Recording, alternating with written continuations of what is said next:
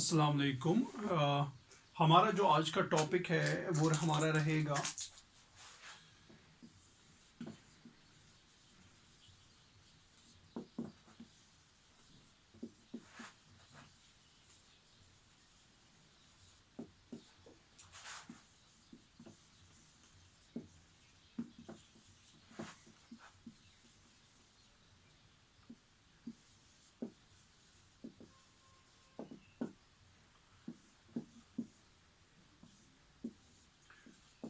तो हमारा जो टॉपिक है next topic that will be this consistency and inconsistency of system of linear equation. इसका ये हमारा अगला टॉपिक होगा। तो एक्चुअली हमें क्या करना, हम सबसे पहले डिस्कस करेंगे व्हाट्स कंसिस्टेंसी और व्हाट्स इनकंसिस्टेंसी। हम इन दोनों को पहले अच्छे से आप लोगों को समझाएंगे, फिर उसके बाद हम इन पे क्वेश्चंस करेंगे। ठीक है। अब सिस्टम ऑफ लीनियर इक्वेशंस क्या होता है, जैसे आप लोगों ने पढ़ा होगा 10th में हम पढ़ते थे linear equation in one variable, हम पढ़ते थे 8th या 7th क्लास में। फिर linear equation in two variable आता था हमारा 10th क्लास में। उसमें हमें क्या होता है, फॉर एग्जाम्पल इस तरीके से क्वेश्चन होते थे x plus 2y is equal to 6, 2x plus 6y is equal to 10। हमें क्या करना होता था, हमें इक्वेशन x और y का वैल्यू हमें फाइंड करना था। ठीक है। तो हमें होता क्या था, हम उसको दो तरीके से करते थे, या तो एलिमिनेशन मेथड से करते थे। ठीक है। तो यहां पे हमें क्या होगा, यहां पे आपको two more than two, three भी हो सकते हैं, फोर इक्वेशंस भी हो सकते हैं, फाइव इक्वेशंस भी हो सकते हैं। तो सिस्टम ऑफ लीनियर इक्वेशन उसको हमें सॉल्व करना है। ठीक है। यानी कि हमें एक्स वाई और जी का वैल्यू हमें फाइंड करना है। अब हम पहले सबसे पहले हमें क्या करना है कि कब हमारे पास सिस्टम ऑफ, इस पे क्वेश्चंस आते रहते हैं, चाहे आप अगर 12th क्लास में अगर होंगे तो इसमें भी आपके पास क्वेश्चंस आते हैं बोर्ड एग्जाम में, और इनफैक्ट एंट्रेंस जेडब्ल्यू में भी इस पे क्वेश्चंस आते हैं। और अगर आप बीटेक के बच्चे हैं तो बीटेक में भी आपको ये इन चीजों की जरूरत पड़ती है, तो वहां पे पढ़ाया जाता है consistency and inconsistency.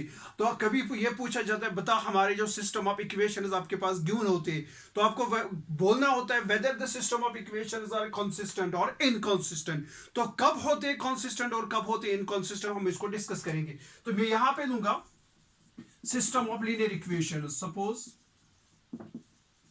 The system of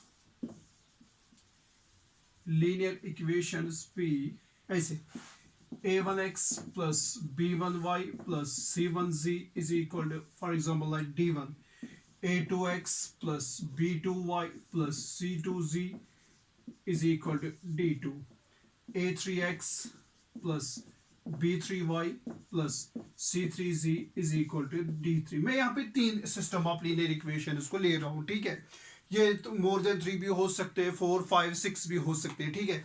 तो हम दिखाएंगे कि अगर हमारे पास system of linear equation, three system of linear equations होंगे, ये कब कॉन्सिस्टेंट होंगे, ये कब इनकॉन्सिस्टेंट होंगे। ठीक है। a1x b1 c1z is equal to d1, a2x plus b2y plus c2z is equal to d2, a3x plus b3y plus c3z is equal to what, d3। अब a1 where यहाँ पे क्या लिखूंगा मैं, a1 b1 c1 so on up to a3 b3 c3, ये होते हैं coefficients. क्या होते हैं, ये होते हैं कोफिशिएंट्स। x y z होते हैं वेरिएबल्स, और d1 d2 d3 ये होते हैं हमारे पास कॉन्स्टेंट्स। क्या होते हैं, तो a1 b1 c1 a2 b2 c2 a3 b3 c3 जो होते हैं ये होते हैं कोफिशिएंट्स। ठीक है। कोफिशिएंट्स ऑफ एक्स वाई जी, और एक्स वाई जी खुद क्या होते हैं, ये होते हैं वेरिएबल्स। d1 d2 d3 ये क्या होते हैं, ये होते हैं कॉन्स्टेंट्स। हमें क्या करना होता है, हमें फाइंड करना है the value of X Y and Z. हमें क्या फाइंड करना है, value of X Y and Z. तो इस तरीके से मैंने ये सिस्टम ऑफ लीनियर इक्वेशन, तीन इक्वेशन इसको ले लिया। आप इसको नोट डाउन कर सकते हैं, स्क्रीनशॉट ले सकते हैं आप इसको। तो मैं यहाँ पे इसको रब करूंगा। ठीक है।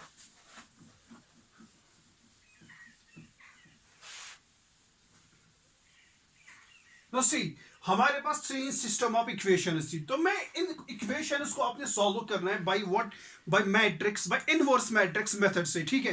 तो ये जो सिस्टम ऑफ इक्वेशंस है ना, अब पूरा ध्यान दे दी, मैं इसको इस फॉर्म में लिख सकता हूं, ऐसे लिख सकता हूं मैं इसको। a1 जो कोफिशिएंट्स है वो अलग लिखेंगे, coefficient matrix a1 b1 c1 a2 b2 c2 a3 b3 c3। ठीक है।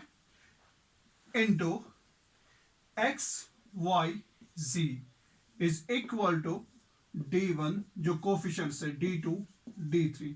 ये जो सिस्टम ऑफ इक्वेशंस है ना, मैं इनको लिख सकता हूं मैट्रिक्स फॉर्म में ऐसे। सबसे पहले क्या लिखेंगे, जो कोफिशिएंट्स है जो मैंने बताए थे A1 B1 C1 A2 B2 C2 A3 B3 C3, ये एक होगी कोफिशिएंट मैट्रिक्स, ठीक है। फिर लिखेंगे वेरिएबल मैट्रिक्स, क्या लिखेंगे, वेरिएबल मैट्रिक्स। फिर इसके बाद लिखेंगे हम कौन सा, जो हमारे पास है ना कांस्टेंट जो हमारे पास है उनको लिखेंगे मैट्रिक्स में।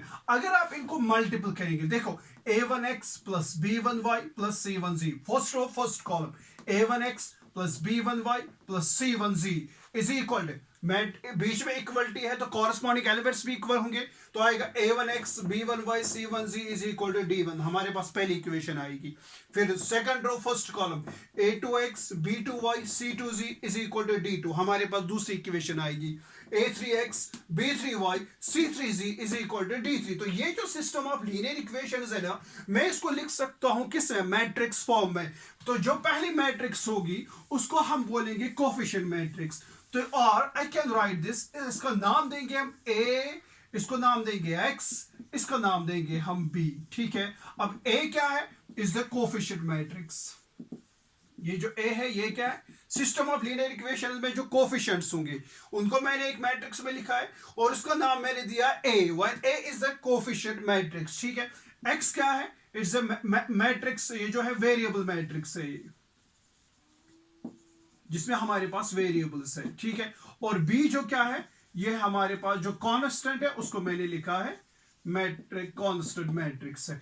तो जो सिस्टम ऑफ लीनियर इक्वेशन हमारे पास थे, थ्री इक्वेशंस, मैंने उनको किस में लिखा है, मैट्रिक्स फॉर्म में। किस फॉर्म में, ax is equal to b, a क्या है कोफिशिएंट मैट्रिक्स, b क्या है वेरिएबल हमारे पास है, सॉरी x है वेरिएबल, b क्या है हमारे पास कांस्टेंट मैट्रिक्स है। हमें ढूंढना क्या है, हमें फाइंड करना था value of x y and z। No see, a जो है इट्स अ कोफिशिएंट मैट्रिक्स 2 3 4 6 कुछ भी हो सकते हैं, ठीक है। बी भी हमारे पास कांस्टेंट है 5 6 8 0 कुछ भी हो सकते हैं। तो हमारे पास एक्स वाई और जी, इनके वैल्यूज फाइंड करने। अब इनको किस तरीके से फाइंड करेंगे हम, हमने इसको करना है बाय इनवर्स मैट्रिक्स से। क्या करना है, बाय मेथड ऑफ इन्वर्शन से। अब मेथड ऑफ इन्वर्शन से कैसे करेंगे हम इसको, देखो हमें है ax is equal to b, क्या है, हम इसको करेंगे pre multiplying both sides by a inverse. But remember matrix multiplication यानी कि मैट्रिक्स जो है ना, इसमें आपको बहुत ज्यादा ख्याल रखना है कि आप प्री मल्टीपल करेंगे या पोस्ट मल्टीपल करेंगे। अगर हमारे पास 2 होगा, इसको हम बोलेंगे मल्टीप्लाइंग बाई 3, मल्टीप्लाइंग बाई, चाहे प्री मल्टीपल करें या पोस्ट मल्टीपल करें कोई फर्क नहीं पड़ता है। लेकिन मैट्रिक्स में आपको बहुत ध्यान रखना पड़ता है कि कब हम करेंगे प्री मल्टीप्लाई और कब करेंगे पोस्ट मल्टीप्लाई, ठीक है जगह। तो यहाँ पे मैं कर रहा हूँ pre multiplying both sides by what, a inverse. दोनों साइड से जब मैं करूंगा a इनवर्स से मल्टीपल, तो यह आएगा ax इज इक्वल टू यह आएगा a इनवर्स इनटू b, ठीक है। Implies the associative property of what matrix multiplication, मैं इसको लिख सकता हूं a inverse into a into x is equal to what, a inverse into b, ठीक है जिगर। मैं इसको यहां पे लेके जाऊंगा आपको, a inverse into a होता है आइडेंटिटी मैट्रिक्स, तो यह आएगा identity matrix into x is equal to what, a inverse into B. किसी भी मैट्रिक्स को आप मल्टीपल करेंगे किसके साथ, आइडेंटिटी मैट्रिक्स से, तो वो वापस वही आएगी वो matrix. It implies x is equal to a inverse b। तो दिस इज द, जिस मेथड से आपको करना है। x क्या था, x y z, b क्या है हमारे पास, हमारे पास कोफिशिएंट कांस्टेंट मैट्रिक्स होती है, यानी कि x के वैल्यूज भी हमारे पास गिवन होते हैं, b भी हमारे पास गिवन होते हैं। हमें सिंपली फाइंड क्या करना है, हमें फाइंड करना है a इनवर्स, हमें फाइंड करना है, ठीक है जिगर। तो मैट्रिक्स कोफिशिएंट ले ली हमने उसको लिखा है किस फॉर्म में, सिस्टम ऑफ लीनियर इक्वेशन, उसको हमने लिखा in the form of ax is equal to b। a क्या होता है कोफिशिएंट मैट्रिक्स, x होता है वेरिएबल और b होता है जो है कांस्टेंट मैट्रिक्स होती है, ठीक है। तो हमें इसको क्या करना है, हमें इसको हमें वैल्यूज चाहिए x y और z के वैल्यूज फाइंड करने हैं। हमें किससे करना है, हम करेंगे method of inversion. Method of inversion कैसे करेंगे, ये जो ax is equal to b है ना, हम इसको करेंगे pre multiplying both sides by a inverse. जब आप a प्री मल्टीप्लाइंग करेंगे a इनवर्स, इसको भी प्री मल्टीप्लाई करेंगे a इनवर्स से। Associative property of matrix multiplication, यह आएगा a inverse into a into x, बाहर आएगा is equal to a inverse b। A inverse B, A inverse into A होता है आइडेंटिटी मैट्रिक्स, आएगा identity matrix into X is equal A inverse B. किसी भी matrix को multiple करेंगे identity matrix से तो वापस आती है वही मैट्रिक्स, तो आपको मिलेगा x is equal A inverse into B. ठीक है जिगर, तो एक्स भी हमारे पास पता होता है क्या होता है, बी भी हमारे पास होता है, तो हमें फाइंड करना है ए इनवर्स। अब यहां पे इंपॉर्टेंट चीज है जिगर कि हमें क्या करना है, फाइंड ए इनवर्स। क्या हर एक मैट्रिक्स का इनवर्स होता है? जब तक मैं रब कर दूं तब तक आप अपने आप से पूछ ले, क्या हर एक मैट्रिक्स का इनवर्स होता है? शाबाश शाबाश शाबाश शाबाश शाबाश। तो हमने जहां तक किया हमें ये मिला है, x is equal to A inverse into B, ये चीज हमें मिला है। तो मैंने आपसे पूछा था क्या हर एक मैट्रिक्स का हमें क्या मिलता है, इनवर्स मिलता है? तो नहीं मिलता है। तो आपने यहाँ पे मैं एक नोट लिखूंगा जो आप लोगों ने पढ़ा होगा, फिर भी मैं वहां पे एज पर नोट यहाँ पे लिखता हूं ताकि आप इसको याद रखेंगे। If determinant of A is not equal to 0 then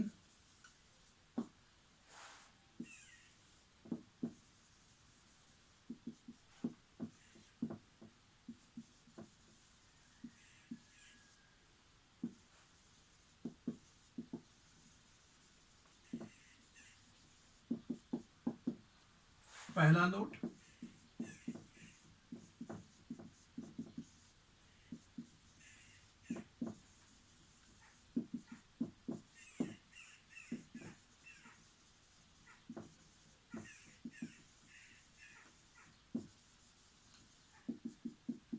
जो आपने पढ़ा होगा सिंगुलर मैट्रिक्स और नॉन सिंगुलर मैट्रिक्स। कब कहेंगे सिंगुलर किसी मैट्रिक्स को, कब हम कहेंगे सिंगुलर, कब हम किसी मैट्रिक्स को कहेंगे नॉन सिंगुलर? अगर आपको डिटरमिनेंट ऑफ ए आ गया not equal to 0, determinant of A मतलब यहाँ पे मेरे पास ये फॉर एग्जांपल मैट्रिक्स है 2 3 5 6, मुझे इसका फाइंड करना है determinant of A. If A is equal to this, find determinant of A. तो मैं निकालूंगा ए मेरे पास है तो डिटरमिनेंट ऑफ ए निकालेंगे 2 3 5 6। इसको क्या करेंगे, 6 2 12 माइनस यहाँ पे इसको मल्टीपल देंगे ऐसे, 6 2 12 5 3 15, लेकिन नेगेटिव साइन जाएगा, यह आ गया -3। क्या आ गया, -3 इज नॉट इक्वल टू 0। जब आपको डिटरमिनेंट ऑफ ए आ गया नॉट इक्वल टू 0, मैंने हमारे पास कोई मैट्रिक्स थी उसका डिटरमिनेंट मैंने निकाला, वो आ गया 12 15, वो आ गया -3 इज नॉट इक्वल टू 0। जब आप तो इसका मतलब हो गया determinant of A is not equal to 0। जब determinant of A not equal to 0 होगा तब हम उस मैट्रिक्स को कहेंगे that the matrix is non singular. उस मैट्रिक्स को हम क्या कहेंगे, नॉन सिंगुलर। और अगर किसी मैट्रिक्स का आगे ऐसे 2 3 यहां पे आएगा, 4 यहां पे आएगा 6, अब हमने इसका क्या करना है, डिटरमिनेंट फाइंड करना है। हम क्या करेंगे, 6 2 12 और इसको मल्टीपल देंगे, माइनस साइन से जाएगा, 6 4 3 12 -4 3 12 12 -12 इज 0।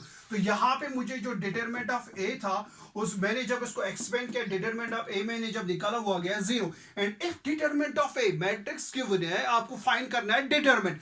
जब आपने डिटरमिनेंट फाइंड करनी है वो आ गया 0। अगर डिटरमिनेंट ऑफ ए आ गया 0 तब हम उस मैट्रिक्स को कहेंगे that the matrix is what, singular matrix. ठीक है, तो कहने का मतलब मेरे पास ये है कि जगह अगर कोई मैट्रिक्स क्या होगी, सिंगुलर मैट्रिक्स होगी, तब उसका इनवर्स एग्जिस्ट नहीं होगा।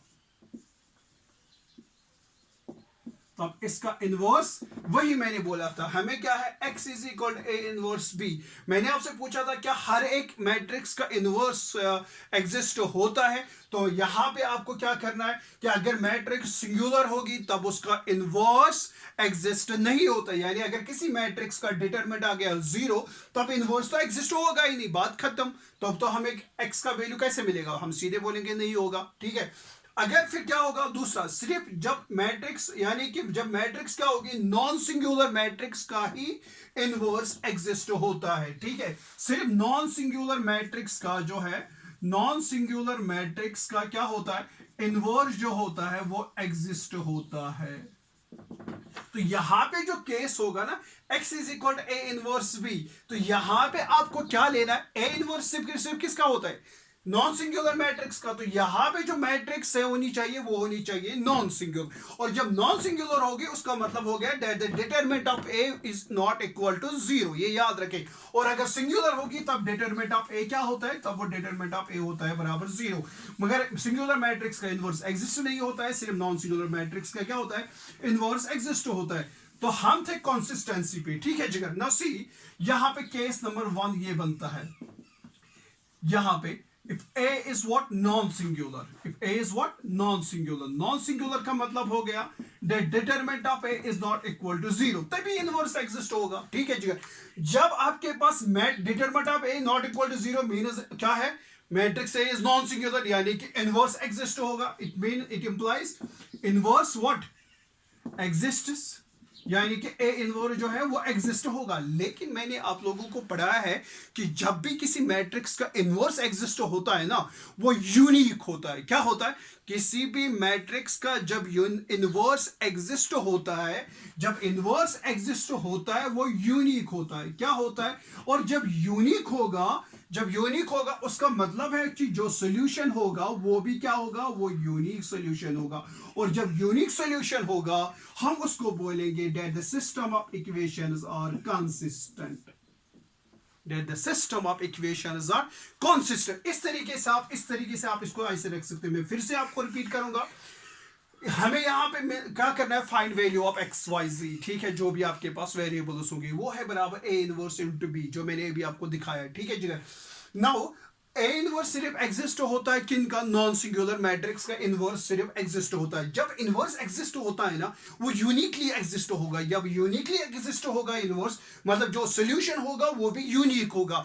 जब यूनिक सॉल्यूशन होगा ना किसी भी सिस्टम ऑफ इक्वेशंस को, तो हम बोलेंगे that the system of equations जो है वो होंगे कंसिस्टेंट। या इस तरीके से आप बोल सकते हैं, if determinant of a is not equal to zero, if determinant of a is not equal to zero, then the system of equations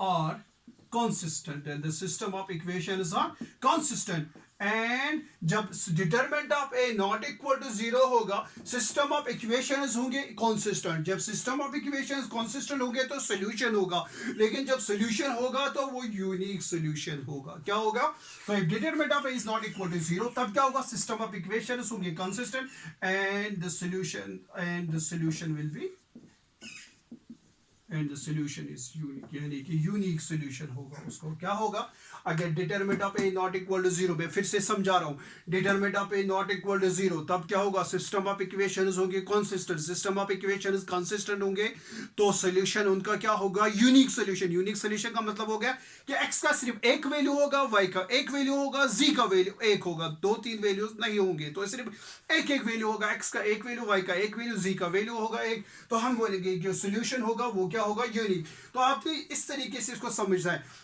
हमें क्या मिला, X is equal to A inverse B. फिर से आपके लिए रिपीट कर रहा हूं, तो X is equal to A inverse B. जब ए इनवर्स सिर्फ होता है एग्जिस्ट नॉन सिंगुलर मैट्रिक्स का, नॉन सिंगुलर मैट्रिक्स का मतलब होता है determinant of A not equal to zero. जब determinant of not equal to zero होगा मतलब इनवर्स एग्जिस्ट होगा, इनवर्स एग्जिस्ट होगा। लेकिन हर एक मैट्रिक्स है जब इनवर्स एग्जिस्ट होता है वो क्या होता है, वो यूनिक होता है। जब यूनिक होगा तब सोल्यूशन भी यूनिक होगा। जब सोल्यूशन यूनिक होगा तो हम बोलेंगे सिस्टम ऑफ इक्वेशंस है कंसिस्टेंट, ठीक है जिगर। तो ये हो गया एक केस जब हमारे पास ए क्या होगा, नॉन सिंगुलर होगा, तब सिस्टम ऑफ इक्वेशंस क्या होंगे, वो होंगे नॉन से वो होंगे कंसिस्टेंट, और क्या होगा उनका होगा यूनिक सॉल्यूशन, ठीक है जिगर।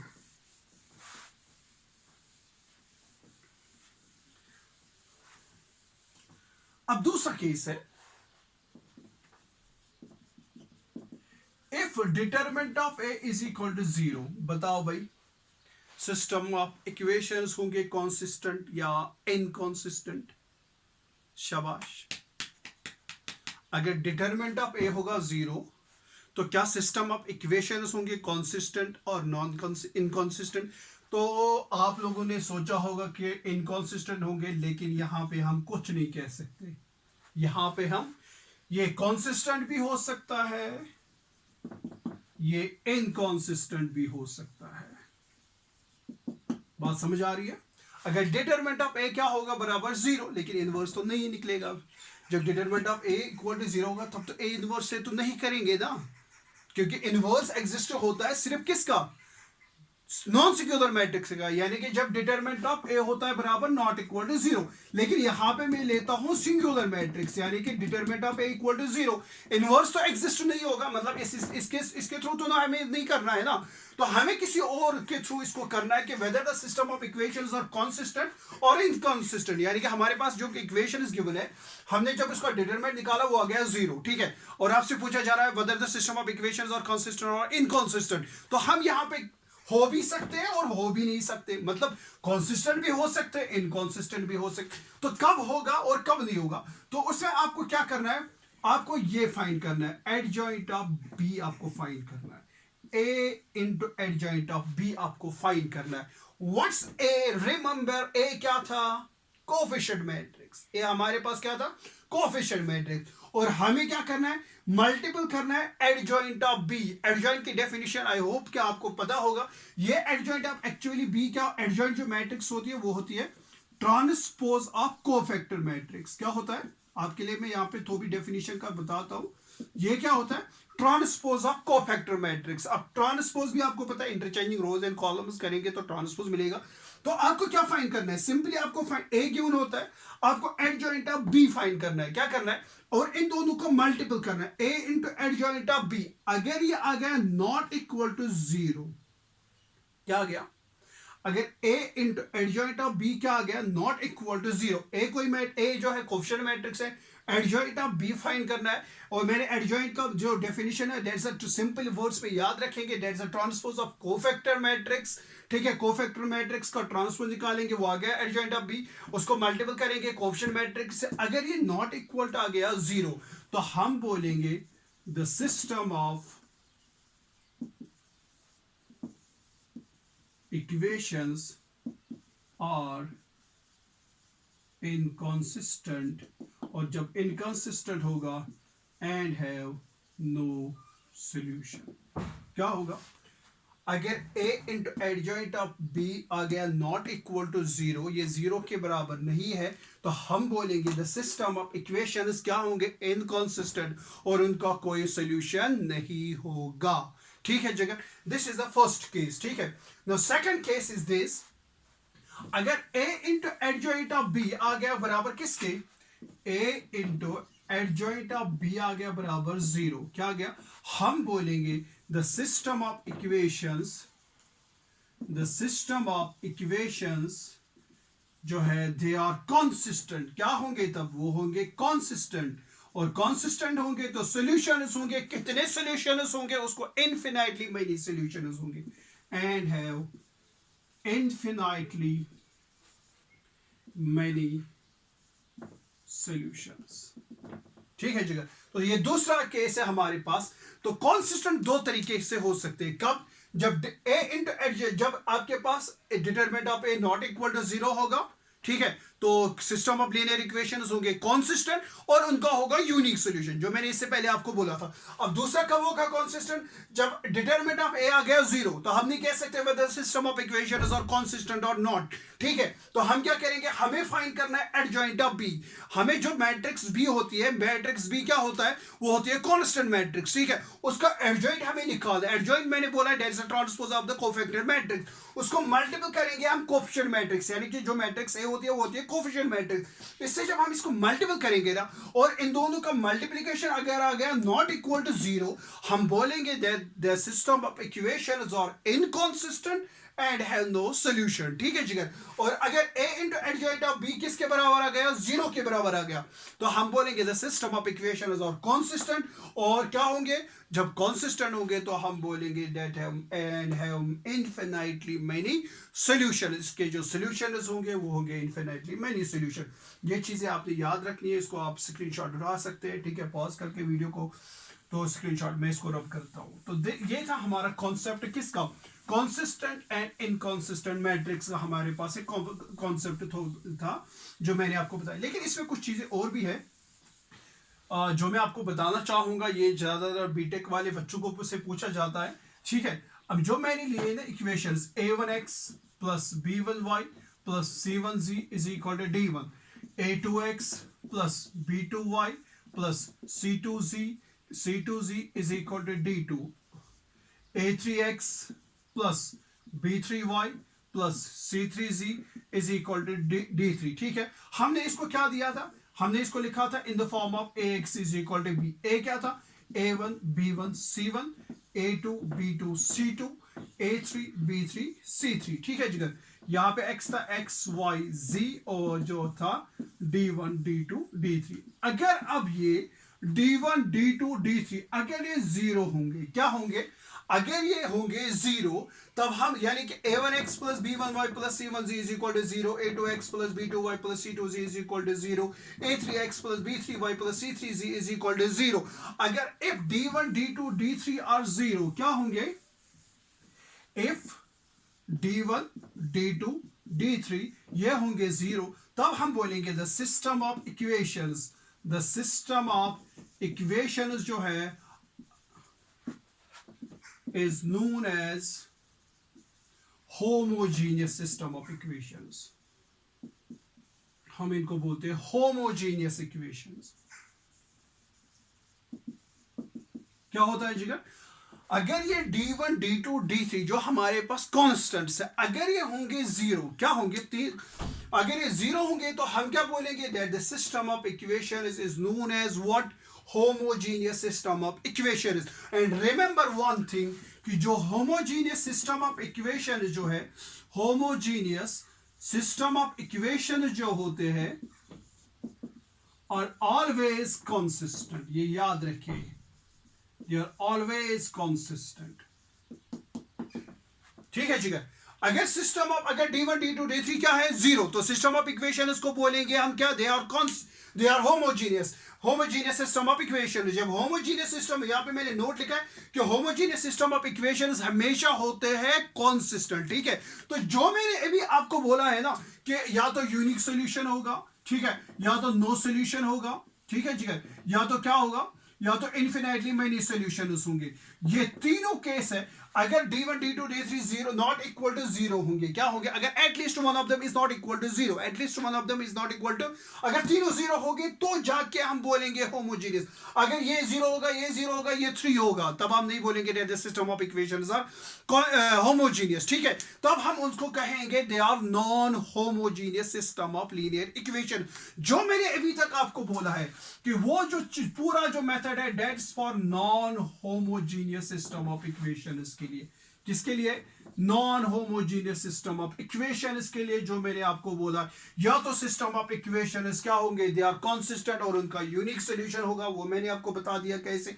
If determinant of A is not equal to zero, तो इनवर्स एग्जिस्ट होगा, इनवर्स यूनिकली एग्जिस्ट होगा, इनवर्स यूनिकली एग्जिस्ट होगा, सॉल्यूशन यूनिक होगा, सॉल्यूशन यूनिक होगा, तो सिस्टम ऑफ इक्वेशन होंगे कांस्टेंट। तो वो सिर्फ किनके लिए, non homogeneous system of equation के लिए, या तो होगा यूनिक सॉल्यूशन, ठीक है जी, या तो नो सॉल्यूशन होगा। नो सॉल्यूशन में भी मैंने भी आपको बोला, अगर a into adjoint of b आ गया बराबर नॉट इक्वल टू जीरो, तो system of equations are inconsistent, और जब इनकंसिस्टेंट होंगे तो हम बोलेंगे देयर इज नो सॉल्यूशन, तो कोई सॉल्यूशन एग्जिस्ट नहीं होगा। और क्या होगा, इनफिनिटली मेनी सॉल्यूशन, वो भी मैंने बता दिया कैसे होगा। a into adjoint of b अगर आ गया जीरो के बराबर, हम बोलेंगे the system of equations are consistent and have what, infinitely many solutions. तो यहां पे ये चीज मुझे आपको बोलना था कि अगर d1 d2 d3 आ गया किसके बराबर, जीरो के बराबर होंगे तो वो होंगे क्या, होमोजीनियस, अदरवाइज उनको हम बोलेंगे नॉन होमोजीनियस। और हम जो करेंगे वो पूरा केस होता है हमारा किस पे, non homogeneous system of equations पे। ये होता है हमारे जितने भी क्वेश्चंस हैं आपके 12th क्लास में, वो सारे हैं किस पे, non homogeneous system of equation. और एक और चीज मुझे यहाँ पे याद आ रही है कि मैंने आपको इस तरीके से हमने जो सिस्टम ऑफ इक्वेशंस को लिखा था वो हमने लिखा था ax is equal to b। फिर मैंने आपको एक चीज कहा था, हमने इसको करना है बाय इनवर्स मैट्रिक्स से, जो है इनवर्स मैट्रिक्स मेथड से हमने इसको सॉल्व करना है। हमने क्या किया था, हमने किया था pre multiplying both sides by what, both sides by a inverse. तो हमें यहां पे ऐसे आ गया था a inverse into ax is equal to a inverse into b। फिर इसको सॉल्व करते करते हमें आ गया था x is equal to a inverse b। लेकिन आपके मन में ये चीज तो आएगी ना भाई, सर ने क्यों किया pre multiplying by a inverse, हम तो post multiplying by a inverse भी कर सकते हैं ना। Post multiplying by what A inverse, मैं इसको पोस्ट मल्टीप्लाई भी कर सकता हूँ ना, यानी कि A X into A inverse is equal to B into A inverse. ऐसे भी तो होंगे ना आपके मन में, तो ऐसा भी क्वेश्चन आया होगा कि सर ने सिर्फ प्री मल्टीप्लाइंग बोला, मैं क्यों मानूं सर का भाई, मैं प्री मल्टीप्लाइंग नहीं करूंगा, मैं करूंगा post multiplying by A inverse. तो ठीक है, आपने क्या किया, आपने उठाया ए एक्स, इसको पोस्ट मल्टीप्लाई किया ए इनवर्स से, और यहां पे भी बी इंटू ए इनवर्स आपने किया है। लेकिन यहां पे कोई भरोसा नहीं है कि ये जो चीज है ये एग्जिस्ट होगा कि नहीं होगा, इस पे कोई भरोसा नहीं है वे कि बी इंटू ए इनवर्स जो है ये एग्जिस्ट होगा कि नहीं होगा। तो और यहां पे इन दोनों का भी मल्टीप्लिकेशन हम नहीं कर सकते, तो इसीलिए हम पोस्ट मल्टीप्लाई नहीं करते, हम क्या करते, हम करते pre multiplying by what A inverse से। ठीक है, तो दिस वाज द आपका जो था consistency and inconsistency of what system of linear equations. तो इंशाल्लाह इस पे हम क्या करेंगे, क्वेश्चन जो है नेक्स्ट इंशाल्लाह लेक्चर में हम इस पे मैं आपको क्वेश्चन दिखाऊंगा, कैसे हम अपने क्वेश्चन यानी कि क्वेश्चंस को कंसिस्टेंसी दिखाएंगे, कब इनको इनकंसिस्टेंसी दिखाएंगे, कैसे हम उनका सोल्यूशन करेंगे। होपफुली कि आपको ये समझ आया होगा, तो आप इसको अच्छे से देख लीजिए इस वीडियो को। ठीक है, और अनफॉर्चुनेटली हमारा जो है कम से कम 2 दिन लगते हैं वीडियो को अपलोड होने में, इसीलिए मुझे शॉर्ट वीडियोस यहाँ पे बनाने पड़ते हैं। तो इंशाल्लाह नेक्स्ट लेक्चर में मिलेंगे।